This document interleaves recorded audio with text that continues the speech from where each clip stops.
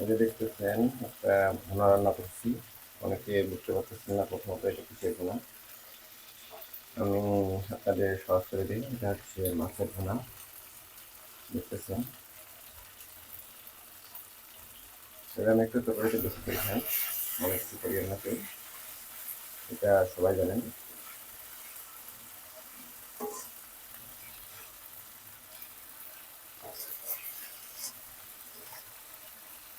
আর মাছের ভুনা পেঁয়াজ দিয়ে খেতে কার ভালো লাগে। আমরা অনেকভাবে ভুনা রান্না করে থাকি, তবে পেঁয়াজ দিয়ে মাছের ভুনা মোটামুটি সকলের প্রিয় হয়ে থাকে। তবে পেঁয়াজটা যখন গলে যায় তখন ওই ভুনাটা খেতে অনেক বেশি সুস্বাদু হয়ে থাকে, টেস্ট হয়ে থাকে এবং সকলে বেশি পছন্দ করে থাকে।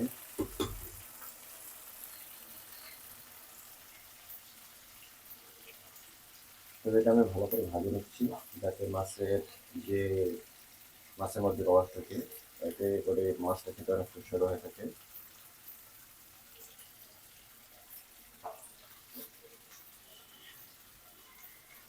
এর পাশাপাশি এই যে দুপুরের রান্নায় পেঁয়াজ পাতা এবং ফুলকপি দিয়ে একটা ভাজি রান্না করা আছে, দেখতেছেন।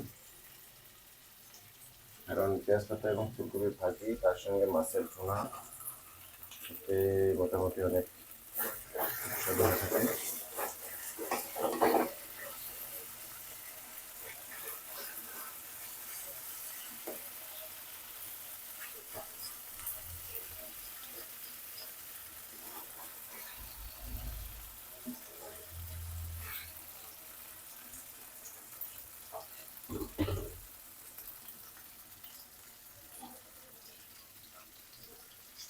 একটু কারেন্টে কিছু বলার থাকে, এই যে ফুলকপির ভাজি তার সঙ্গে মাছের ভুনা।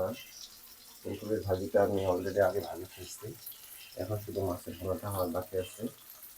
আর 1 মিনিটের মধ্যে নামিয়ে ফেলবো।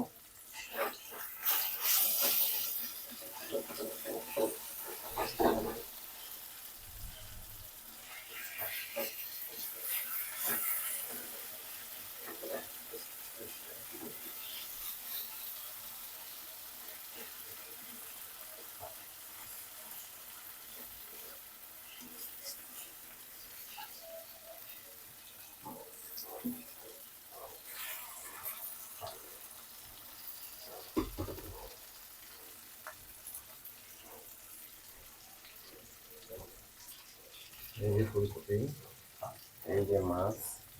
চুলাটা অনেক অপরিষ্কার আছে, কিন্তু চুলার আশপাশটা অনেক পরিষ্কার। সেখানে আগে এটাও অপরিষ্কার ছিল, কিন্তু পরিষ্কার করা হয়েছে।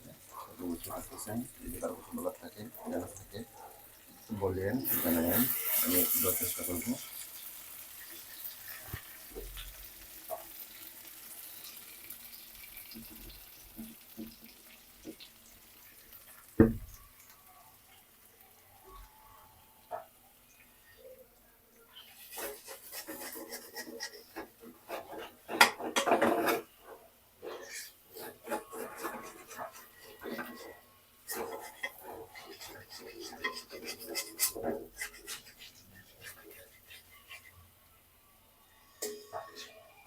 এই যে মাছটা দেখতে পাচ্ছেন, মাছের ভুনা। এই যে দেখেন, অনেক ফ্রেশ। সেহেতু আজকে আমরা এখানে সমাপ্ত করতেছি। ভালো থাকেন, সুস্থ থাকেন। এই যে দেখতেছেন ফুলকপি এবং পেঁয়াজ পাতার ভাজা।